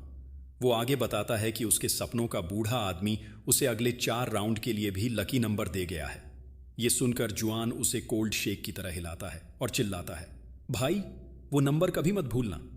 इमन को भूलने की जरूरत भी नहीं, क्योंकि उसने ये बोरिंग ड्रामा बार बार देखा है। वो जुआन को जल्दी पैक करने को कहता है, क्योंकि वो तुरंत नए घर में शिफ्ट होने वाले हैं। उधर दूसरी तरफ एक प्लेयर हल्क की तरह कंक्रीट की दीवार तोड़ रहा है और सोचता है कि उससे स्मार्ट कोई नहीं, क्योंकि उसने सारे पॉइंट्स स्ट्रेंथ में डाल दिए। वो थोड़ा अलग है क्योंकि उसके पास रून ऑफ पावर है जो उसकी ताकत को डबल करता है और इतना कॉन्फिडेंस देता है कि वो माइक टायसन और जेक पॉल दोनों को रुला सकता है। अपनी मॉन्स्टर जैसी मुट्ठियां कसते हुए वो फैसला करता है कि अब अपनी ताकत को टेस्ट करने का टाइम है। वो इमन के पुराने घर पहुंचता है और दरवाजे पर धम धम पीटने लगता है, चिल्लाता है, इमन डरपोक की तरह छुपना बंद कर।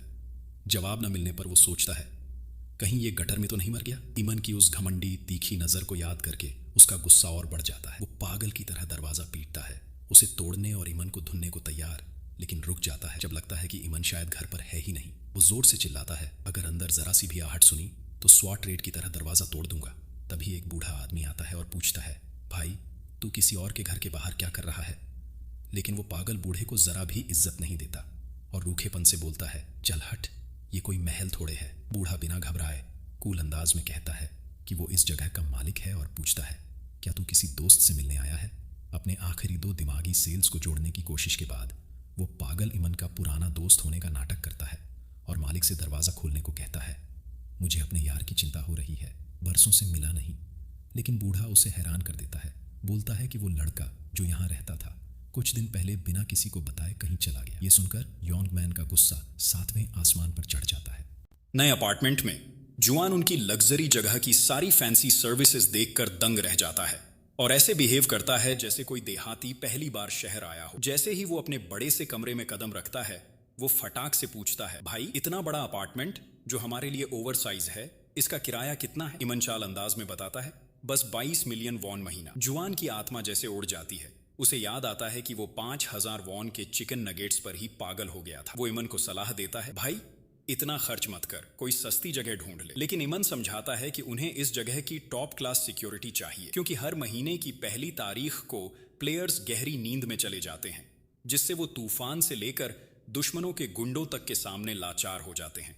इमन अपने अनुभव से जानता है कि दूसरी दुनिया की सारी ताकत रियल लाइफ में कोमा में होने पर बेकार है। सब कुछ क्लियर करने के बाद वो जुआन से पूछता है, घर कैसा लगा? जुआन सचमुच खुश है, लेकिन उसकी स्माइल जल्दी फीकी पड़ जाती है। वो इमन से माफी मांगता है, भाई मैंने तेरा टाइम और एनर्जी मेरे जैसे लूजर पर वेस्ट कर दी, जब तुझे दूसरी दुनिया में इतने खतरे झेलने हैं। इमन हंसकर टाल देता है, उसे पीठ पर जोर का थप्पड़ मारता है और पूछता है, सचमुच लगता है मैं अगले राउंड के बाद वापस नहीं आऊंगा? फिर वो जुआन को रिलैक्स करने को कहता है और बिल्डिंग के 5 स्टार रेस्तरां में खाने का मजा लेने को बोलता है, जबकि वो अपने मैसेजेस चेक करने जाता है। यॉन्ग मैन के गुस्से भरे मैसेजेस देखकर वो हंसता है, लेकिन उन्हें बिना सोचे इग्नोर करता है, क्योंकि चाहे वो कितना भी चिल्लाए, ब्लैक साइथ के रूप में इमन अब लगभग अछूत है। अगले दिन इमन कमरे से निकलता है और देखता है कि जुआन सामान पैक करके कहीं जाने को तैयार है। जुआन खुशी से बताता है, मैं कुछ राइस केक्स लेने जा रहा हूँ, ऑर्डर किए थे। इमन हैरान होता है, क्योंकि उसकी 99 जिंदगियों में जुआन ने ऐसा कभी नहीं किया। क्यूरियस होकर पूछता है, क्या मौका है? जुआन बताता है, नए पड़ोसियों के साथ अच्छा बर्ताव करना चाहता हूँ, अभी अभी शिफ्ट हुए ना। इमन को ये आइडिया पसंद आता है और वो जुआन पर प्राउड फील करता है। सजेस्ट करता है कि सेफ्टी के लिए वो साथ चले। जुआन उसे रिलैक्स करने को कहता है, भाई तू ओवर रिएक्ट करता है। पहले पड़ोसी के दरवाजे पर वो बेल बजाते हैं और जुआन स्पीकर पर प्यारी सी बूढ़ी औरत को उत्साह से बताता है कि वो राइस केक्स देने आया है। बूढ़ी औरत इस जेस्चर की तारीफ करती है और दोनों को गुड डे विश करती है। फिर वो एक एक करके बाकी फ्लैट्स में जाते हैं, आखिरी वाले तक। रास्ते में इमन बताता है कि इस बिल्डिंग में सबके पास प्राइवेट पेंट हाउस है, यानी वो या तो सुपर रिच बिजनेस वाले हैं या सेलेब्स। जुआन आखिरी डोरबेल बजाता है, लेकिन लगता है मालिक घर पर नहीं। जैसे ही वो वापस मुड़ते हैं, दोनों भाई दंग रह जाते हैं जब एक गोल्डन ड्रेस में खूबसूरत औरत उनकी तरफ आती दिखती है। कोई और नहीं, फेमस एक्ट्रेस एरन सियो। जुआन उसकी चमकदार खूबसूरती से पूरी तरह मंत्रमुग्ध हो जाता है, जबकि इमन सिग्मा स्टाइल में बिल्कुल चाल रहता है। जब वो उसे केक्स देने की कोशिश करते हैं, उसका बॉडीगार्ड अचानक आकर दोनों भाइयों से पूछताछ शुरू करता है, कहीं तुम स्टॉकर तो नहीं? इमन उसकी बदतमीजी को ठंडी नजरों से रोकता है और कूल अंदाज में कहता है, भाई मैं कोई गली का गुंडा नहीं, हाल ही में यहां शिफ्ट हुआ हूं, हाउस वार्मिंग गिफ्ट देने आया हूं। यह सुनकर बॉडीगार्ड थोड़ा ढीला पड़ता है और ऑफर ठुकरा देता है, क्योंकि एरन जैसी हॉट लेडी को अपनी फिगर खराब करने की परमिशन नहीं है। अपार्टमेंट का दरवाजा खोलकर वो एरन को अंदर जाने को कहता है।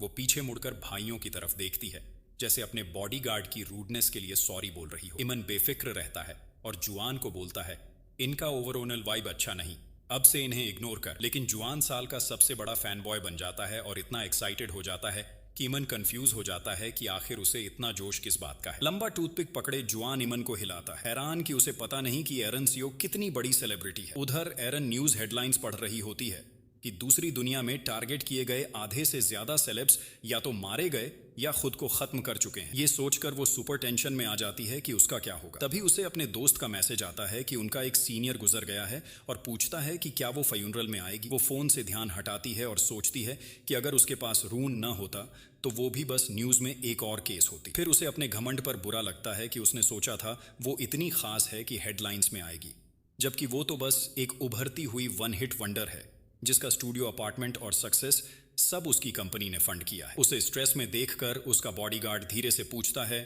क्या टेंशन है?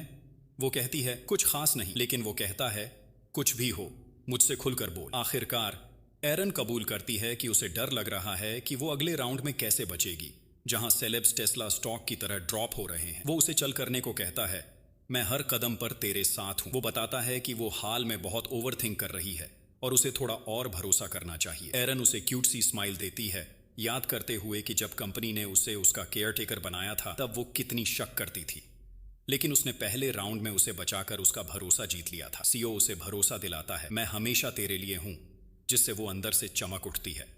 वो मजाक करती है कि पड़ोसियों के राइस केक्स बड़े टेस्टी लग रहे थे, लेकिन वो कहता है, तू पहले से ही थोड़ी मोटी हो रही है और वजन नहीं बढ़ा सकती। फिर भी वो कहती है कि उन्हें इतने रूखेपन से मना करना ठीक नहीं था, क्योंकि आजकल पुरानी परंपराएं फॉलो करने वाले लोग कम ही मिलते हैं।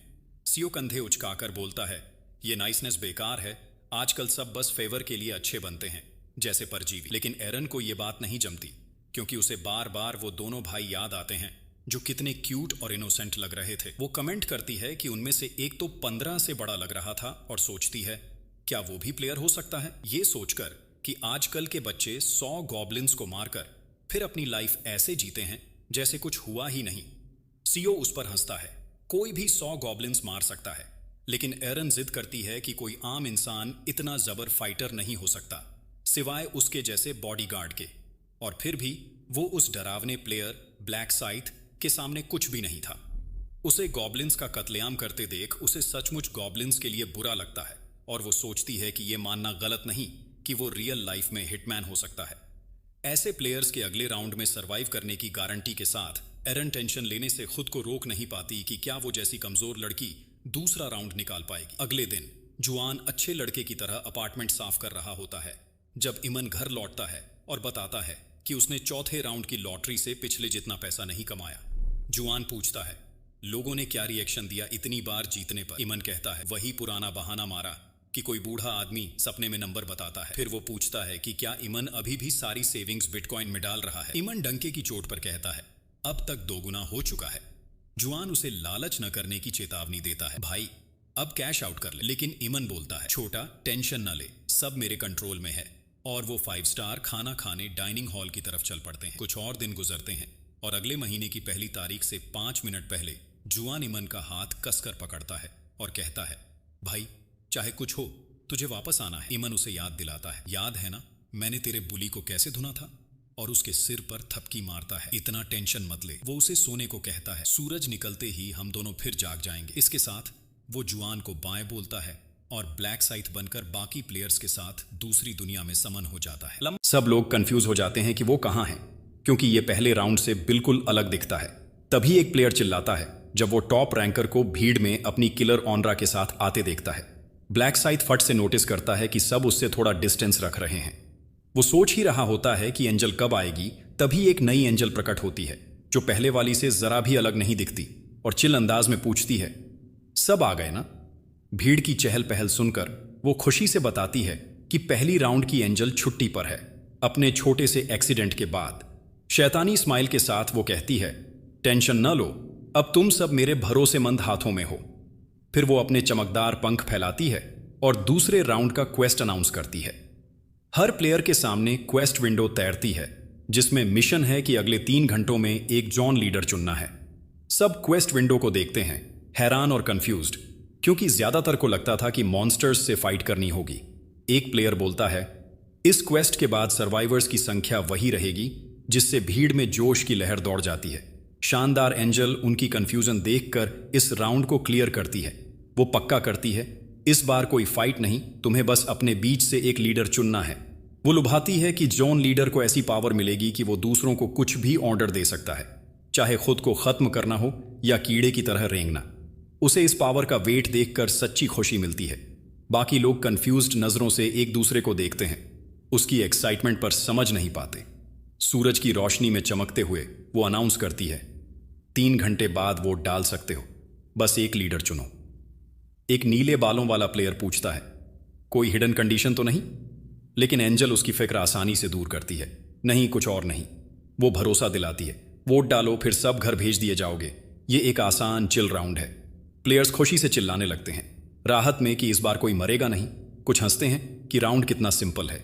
लेकिन जब बाकी जश्न मना रहे होते हैं, मिन चुपचाप खड़ा रहता है, अनजान सा चेहरा लिए आगे देखता है, एक डरावनी सी स्माइल के साथ। एंजल फिर कहती है, टाइम लिमिट में डिसीजन ले लो, और अचानक चमकदार रोशनी में गायब हो जाती है। उसकी जगह एक ग्लोइंग टाइमर आ जाता है। सब लोग जश्न मनाते हैं, खुश कि बस एक ऑप्शन चुनना है और उनके पास खुद लीडर बनने का चांस भी है। लेकिन यॉन्ग मैन गुस्से में दांत पीसता है, पहले से ही भड़का हुआ और मारने को तैयार।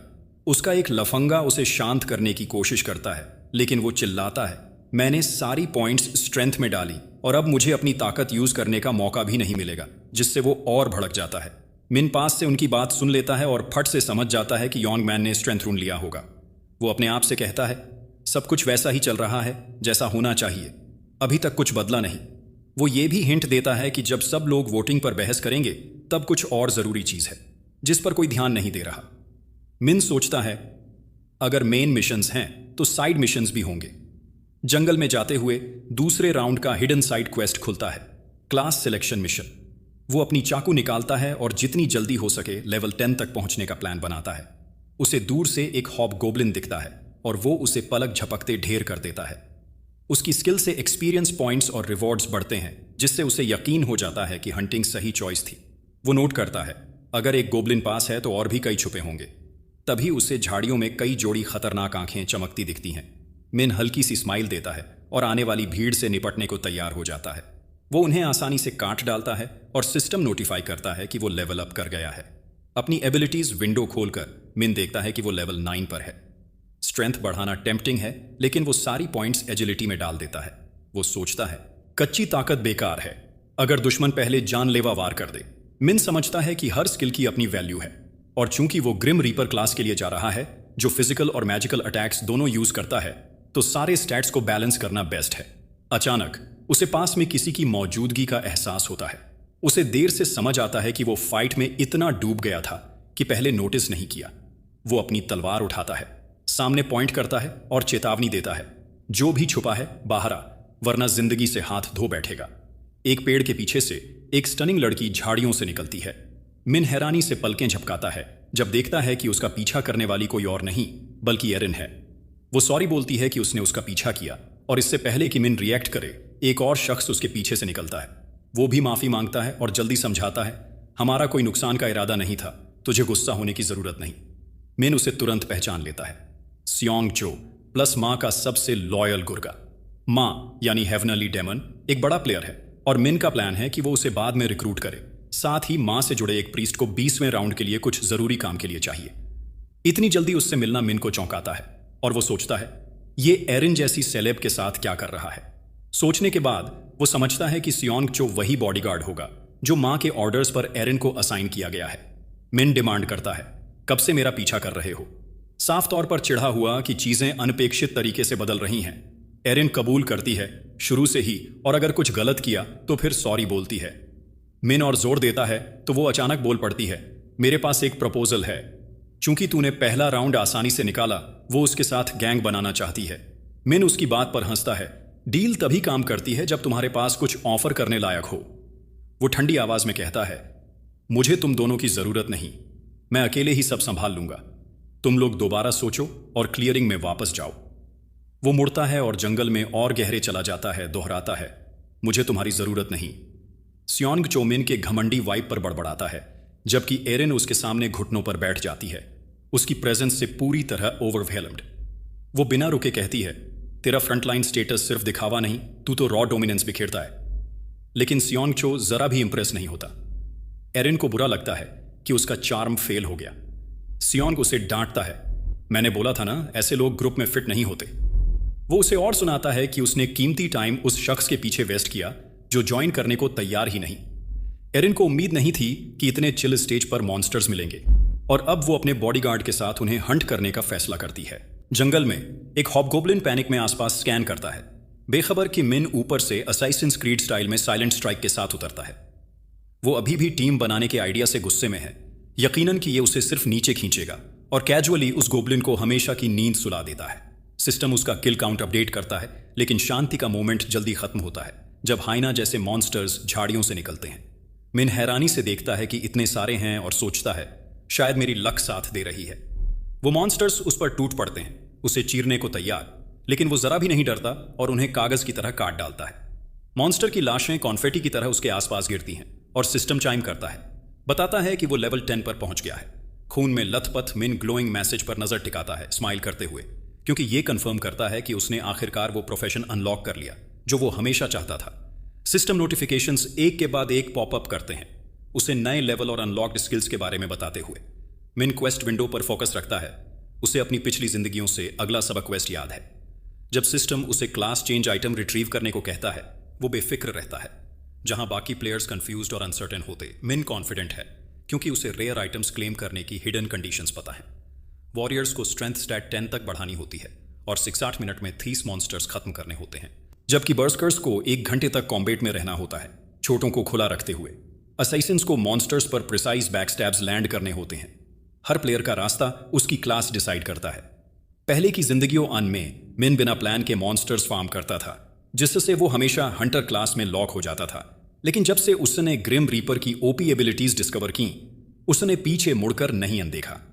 मिन एंजल्स ब्लड को क्लास चेंज आइटम के तौर पर यूज करता है और सिस्टम फट से वार्निंग फ्लैश करता है, सोचकर चुन, कोई टेक बैक नहीं। बिना जरा शक के मिन अपना चॉइस लॉक करता है, जिससे चमकदार रोशनी का धमाका होता है और सिस्टम उसका क्लास चेंज कंफर्म करता है। रिवॉर्ड में उसे ग्रिम रीपर रून मिलता है, जो ढेर सारी जबरदस्त पर्क्स देता है जो उसके शरीर से तुरंत बाइंड हो जाते हैं। सिस्टम एक किलर साइट और शॉप में किसी एक आइटम के लिए 50% डिस्काउंट वाउचर देता है। इतना ही नहीं, उस ए अप्रेंटिस रैंक तक बम्प अप किया जाता है, जो 6 में से दूसरा आखिरी रैंक है। और एक रैंक एक्सक्लूसिव स्किल अनलॉक होती है, सील ऑफ द डेथ, साथ में ग्रिम रीपर साइथ वील्ड करने की पावर। मिन याद करता है कि अगर कोई क्लास सिक्योर नहीं करता तो वो हमेशा न्यूबी रह जाता है। तो बिना टाइम वेस्ट किए आगे बढ़ना उसके लिए पे ऑफ कर गया। पहला क्लास अनलॉक करने के लिए मिन को ढेर सारा गोल्ड और एक रेयर स्किल ट्रैकिंग मिलती है, जो उसे किसी को भी फॉलो करने देती है अगर उसे उनका नाम पता हो। वो इस स्किल को टेस्ट करने का फैसला करता है उस ओवर एडजी बॉडीगार्ड योंग मिन लांग पर। सिस्टम बीप करता है, लॉक ऑन करता है और मिन के लिए एक ग्लोइंग ट्रेल लाइट अप करता है, साथ में डिस्टेंस दिखाता है। उसे अजीब लगता है कि एरिन और उसका मैनेजर 200 मीटर से भी कम दूरी पर हैं और वो समझता है कि वो लोग जंगल में और गहरे तक उसका पीछ गए होंगे। मिन चिढ़ जाता है, क्योंकि ऐसा पहले कभी नहीं हुआ। वो उनके पास जल्दी विजिट करने का मन बना लेता है। जंगल में वो अजीब जोड़ी कुछ से भागती दिखती है, लेकिन एरिन अचानक थक कर जमीन पर गिर पड़ती है। वो पूरी तरह निढाल है और आगे नहीं जा सकती। वो सियोंग चो से जोर जोर शिकायत करती है, जो उसे खड़ा करने की कोशिश करता है ताकि पीछे वाले गुंडे न पकड़ लें। वो उसे हौसला देता है, उठाने में मदद करता है, लेकिन वो बड़बड़ाती रहती है कि उसका तीर का जख्म अभी भी जल रहा है। सियोंग बताता है, अगर हम गेम में सरवाइव कर लेते हैं तो शायद हमारे रियल बॉडीज को कुछ नहीं होगा। एरिन खुद को संभालती है और भागने को राजी हो जाती है, लेकिन तभी एक गंदी आवाज हवा में गूंजती है जो उन्हें बुलाती है। दोनों डर से ठिठक जाते हैं और पैनिक में पीछे मुड़ते हैं। देखते हैं कि गुंडे उनका पीछा कर रहे हैं। लीडर है योंग मैन। सियोंग चुपके से उस ड्रामेटिक एक्ट्रेस को कोसता है कि उसने टाइम वेस्ट किया और अब फाइट के लिए तैयार होता है, क्योंकि और कोई रास्ता नहीं। योंग मैन तंज कसता है। सियोंग को बेवकूफ बूमर कहता है, जो सोचता है कि वो सबको अकेले ले सकता है। सियोंग बातचीत से बचने की कोशिश करता है, कहता है कि वो बेकसूर हैं, लेकिन योंग मैन कैजुअली कंफर्म करता है, हाँ, तुमने कुछ गलत नहीं किया, जिससे दोनों हैरान हो जाते हैं। फिर गुंडे असली मकसद बताते हैं। वो एरिन पर अपने गंदे इरादे रखते हैं। किसी तरह योंग मैन अपने कुछ ब्रेन सेल्स यूज करता है और समझ जाता है कि वो उसके पीछे नहीं, एरिन के पीछे हैं। गुंडे उसकी बॉडी को घूरते हुए लार टपकाने लगते हैं, बेफिक्र कि वो एक्ट्रेस है या बस वैसी दिखती है। एरिन डर से बस उन्हें देखती रहती है। योंग मैन घमंड से ऑफर करता है, बॉडीगार्ड अभी चला जा, तुझे बिना चोट के जाने दूंगा। वो एक सेकंड सोचता है कि अगर उसे पहले पता होता कि वो लोग क्या चाहते हैं तो वो एरिन को शुरू में ही छोड़ देता, क्योंकि वो जल्दी मरने की जल्दी में नहीं है। लेकिन एक ख्याल उसे खटकता है कि वो अपने बॉस का सामना नहीं कर सकता अगर उसने एरिन को छोड़ दिया, और यही डर उसे सब कुछ दांव पर लगाने को मजबूर करता है। योंग मैन ताने मारता रहता है, फाइट के लिए तैयार, लेकिन सियोंग आखिरी बार समझाने की कोशिश करता है, जो तुम कर रहे हो वो गैर कानूनी है। गुंडे ठहाके मारते हैं और योंग मैन पूछता है, यहां कौन से लॉ लागू हैं और तू किसे रिपोर्ट करेगा? वो और मजाक उड़ाता है, कैसे प्रूव करेगा, मुझे बाद में कैसे ढूंढेगा? सियोंग फ्रस्ट्रेट हो जाता है, लेकिन अंदर ही अंदर जानता है कि योंग मैन की बात में दम है। जब धमकियां काम नहीं करती, वो डिसाइड करता है कि उनका सामना सीधे करेगा। लेकिन जैसे ही वो पंच मारने वाला होता है, उसकी नजर दूर किसी पर पड़ती है और उसका फोकस टूट जाता है। मिन सामने आता है, एक पेड़ के सहारे खड़ा, अपनी ऑनरा बिखेरता हुआ। उसका अचानक टपकना सबको चौंका देता है। ब्लैक साइथ धीरे धीरे उनकी तरफ बढ़ता है, डिमांड करता है, ये सब क्या ड्रामा चल रहा है? योंग मैन बोलने की कोशिश करता है, लेकिन मिन उसे चुप करा देता है और एरिन सियोंग से उनकी सिचुएशन पूछता है। सियोंग फटाफट बताता है कि गुंडे एरिन के पीछे हैं और मिन से मदद मांगता है, बाद में इसका हिसाब चुकता कर दूंगा। मिन योंग मैन की तरफ देखता है, जो प्रेशर में पसीने पसीने हो जाता है, और पूछता है, क्या ये सच बोल रहे हैं? योंग मैन उसे टालने की कोशिश करता है, अपने काम से काम रख, लेकिन मिन इसे बर्दाश्त नहीं करता। वो एक खतरनाक ऑरा के साथ चमकने लगता है, डिक्लेयर करता है, ये दोनों मेरे दोस्त हैं। गुंडे उसकी काली आंख को डर से देखते हैं, लेकिन यॉन्ग मैन हिम्मत करके सवाल करता है। मिन अपनी साइथ निकालता है, ठंडे अंदाज में कहता है, मैं अपने दोस्तों को मुसीबत में नहीं छोड़ता। यॉन्ग मैन पूरी तरह डर जाता है, सोचता है कि मिन इस सिचुएशन को कैसे हैंडल करेगा। एरिन और सियोंग राहत की सांस लेते हैं और ब्लैक साइथ का शुक्रिया अदा करते हैं, लेकिन मिन इतने से खुश नहीं। वो अपने लिए भी कुछ चाहता है और इस मुलाकात से खाली हाथ नहीं जाना चाहता। वो सोचता है कि मां के गुर्गे को बचाकर वो कुछ कीमती फेवर्स कमा सकता है और ये उनके बीच एक सॉलिड रिलेशनशिप की शुरुआत होगी। सबसे मस्त बात, उसे ये गुंडे वैसे भी पसंद नहीं थे, तो उन्हें ठिकाने लगाना एक बोनस है, एक तीर से दो निशाने। गुंडे पैनिक करने लगते हैं जब मिन उनकी तरफ बढ़ता है और उसे पीछे रहने की धमकी देते हैं। मिन एक पल रुकता है, स्मर्क करते हुए पूछता है, बस भौंकते हो या काटते भी हो? यॉन्ग मैन फट से समझ जाता है कि मिन के खिलाफ उसका कोई चांस नहीं। उसे याद आता है कि मिन ने गोब्लिन्स का कत्लेआम किया और फर्स्ट प्लेस लिया। वो जानता है कि सिर्फ पागल ही उससे टकराने की हिम्मत करेगा। मिन फिर से उनका मजाक उड़ाता है, सच बोलो। यॉन्ग मैन सोचता है कि क्या मिन उसे छोड़ देगा, लेकिन मिन बोलता है, सोचूंगा अगर तुम कुत्तों की तरह रेंगो और रहम मांगो। यॉन्ग मैन समझ नहीं पाता कि क्या चल रहा है और उसे लगता है कि मिन बस उनका मजाक उड़ा रहा है, चाहता है कि वो अपने दोस्तों और एरिन के सामने घुटने टेके। वो बैक ऑफ करना चाहता है, भले उसकी इज्जत दांव पर हो। अचानक एक बेवकूफ़ी भरा आइडिया उसके दिमाग में आता है और वो खुद को यकीन दिलाता है कि उसकी ट्रेनिंग ने उसे इतना ताकतवर बना दिया है कि वो मिन को डिब्बे की तरह कुचल देगा। गलत कॉन्फिडेंस उसे जोश देता है और वो मिन को खुलेआम गाली देता है, तैयार रह, तेरी जिंदगी की सबसे बड़ी पिटाई होने वाली है। यॉन्ग मैन अब भड़का हुआ मिन की तरफ बढ़ता है, कहता है, अपनी औकात कहीं और ले जा, क्योंकि तू अब भुनने वाला है। वो और करीब आता है, सोचता है कि वो गैप इतना कम कर लेगा कि मिन के सिर पर हिट कर सके, ये मानते हुए कि एक सॉलिड स्ट्राइक ब्लैक साइथ को निपटाने के लिए काफी है। यॉन्ग मैन जीत का मजा लेने ही वाला होता है, लेकिन हैरान रह जाता है जब मिन अचानक अपनी साइथ रख देता है और पूछता है, अब तेरा क्या प्लान है? मिन उसे चढ़ाता है, हथियार यूज किया तो फाइट जल्दी खत्म हो जाएगी, तो मैंने फेयर खेलने का सोचा। यॉन्ग मैन कंफ्यूज्ड होकर हंसता है, लेकिन उसका चेहरा पल में बदल जाता है जब मिन उसकी नजरों से गायब हो जाता है। मिन पूरी स्पीड से उसकी तरफ दौड़ता है और यॉन्ग मैन स्मर्क करता है, सोचता है कि बिना हथियार की फाइट उसके फेवर में होगी। वो एक जंगली पंच फेंकता है, लेकिन मिन उसे आसानी से चकमा दे देता है। इससे पहले कि यॉन्ग मैन कुछ और सोचे, वो दर्द से आगे झुकता है। जब मिन अपने घुटने को उसके पेट में मारता है, उसे पीछे उड़ा देता है। वो बेवकूफ दर्द से कराहता है, उठने की कोशिश करता है, लेकिन फिर भी मिन को गाली देता है। बेफिक्र ब्लैक साइथ उसके पास जाता है और उसकी गालियों की सजा में चेहरे पर बेरहम किक मारता है। एक तरफा पिटाई यहीं नहीं रुकती। मिन उसे कॉलर से उठाता है, बार बार थप्पड़ मारता है जो हवा में गूंजते हैं। यॉन्ग मैन कंफ्यूज्ड है, समझ नहीं पाता कि मिन उसे इतनी जोर से कैसे मार सकता है, जैसे वो कोई मशीन हो। अचानक उसे ख्याल आता है कि मिन न सिर्फ उसके जितना ताकतवर है, बल्कि शायद उससे भी ज्यादा। भले मिन के पास स्ट्रेंथ रून नहीं, यॉन्ग मैन सोचता है, ये इतना ताकतवर कैसे हो गया। जैसे ही वो पिटकर जमीन पर गिरता है, मिन अपनी करतूत को देखता है, लेकिन उसका मोमेंट जल्दी टूट जाता है जब गुंडे स्नीक अटैक की तैयारी करते हैं। एक गुंडा एक ताकतवर तीर चलाता है, जिससे एरिन जोर से चिल्लाती है, मिन चकमा दे। अपनी जबरदस्त ताकत के बावजूद मिन तीर को आसानी से डोज कर देता है, जिससे वो गुंडा पैनिक में और जल्दी दूसरा तीर लॉड करता है। मिन बाएं दाएं सटीकता से चकमा देता है, हर तीर को परफेक्टली मिस करता है। वो पलक झपकते आर्चर तक पहुंचता है, उसके सामने खड़ा होता है, उसकी स्किल की तारीफ करता है, लेकिन वार्निंग देता है, जिस भी भगवान को मानता है उससे प्रार्थना कर ले, क्योंकि तेरी किस्मत खत्म हो गई जिस पल तूने मुझसे पंगा लिया।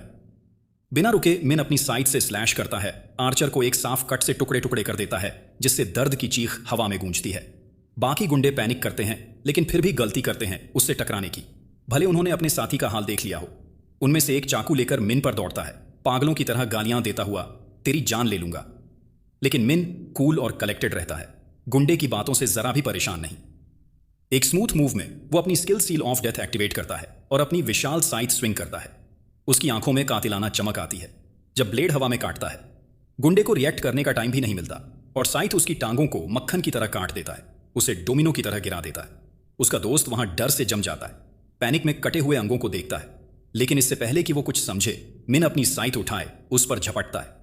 हथियार तैयार होने के साथ मिन शांति से पूछता है, जो तूने शुरू किया उसके नतीजों को भुगतने को तैयार है? एक तेज स्लैश फॉलो करता है, गुंडे का हाथ पूरा काट देता है, उसे दर्द से चीखते हुए गड़बड़ हालत में छोड़ देता है। मिन अपने काम को देखता है और खुद से नोट करता है, खुश कि उसका स्ट्राइक आर्मर को बिना रुकावट काटने के लिए काफी सॉलिड था। अगर यहाँ तक देख लिया है तो यार एक सब्सक्राइब तो बनता है। तेरा सपोर्ट ही मोटिवेशन है हमारे लिए। 98% लोग देख तो रहे हैं पर सब्सक्राइब नहीं कर रहे। तुम उनमें से मत बनना यार। एक छोटा सा सब्सक्राइब पर हमारे लिए बहुत बड़ा होता